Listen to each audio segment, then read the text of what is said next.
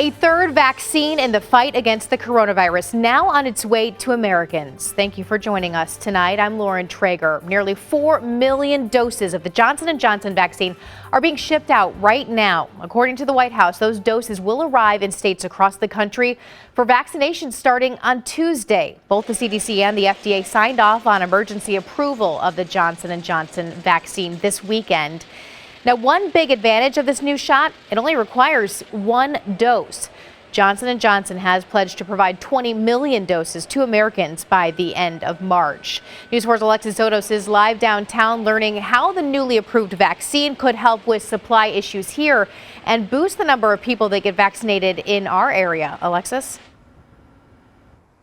Well, Lauren, right now in the city of St. Louis, around 9% of the population is vaccinated. That is about half of what we're seeing in some of our more rural counties across Missouri, where some of those numbers are as high as 22% of the population are vaccinated. Now, big hopes that will change starting this week when we do get that Johnson & Johnson vaccine here in Missouri. The state health department telling me tonight they expect to get 50,000 doses to start this week.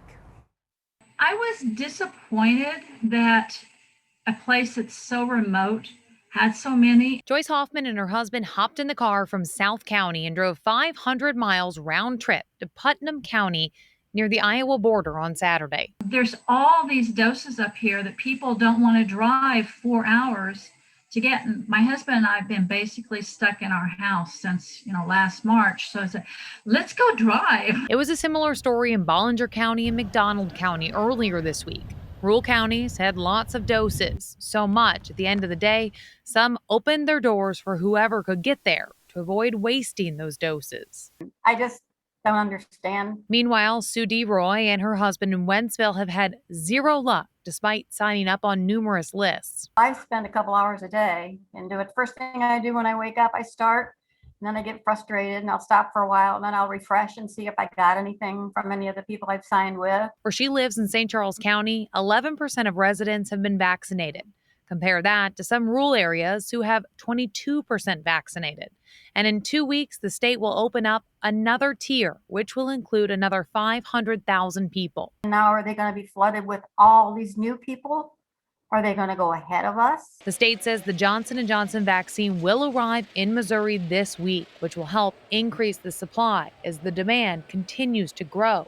Demand to get back to a sense of normalcy. We started talking about where we want to go eat because we haven't eaten inside a restaurant since this all started. So one question we have been working to get you an answer on is what does happen when that next tier opens? Does everyone kind of arrive in the same boat? And the state health department tells us essentially yes, that once you are eligible, you are on the same playing field as everyone else. However, we have learned that health departments on a local level, as well as hospital systems, they could still choose to do other people ahead of it. For example, the hospital systems right now, many of them are choosing to vaccinate some of the older folks in our communities before moving down in the age brackets. Reporting live, Alexis Zotos, News 4.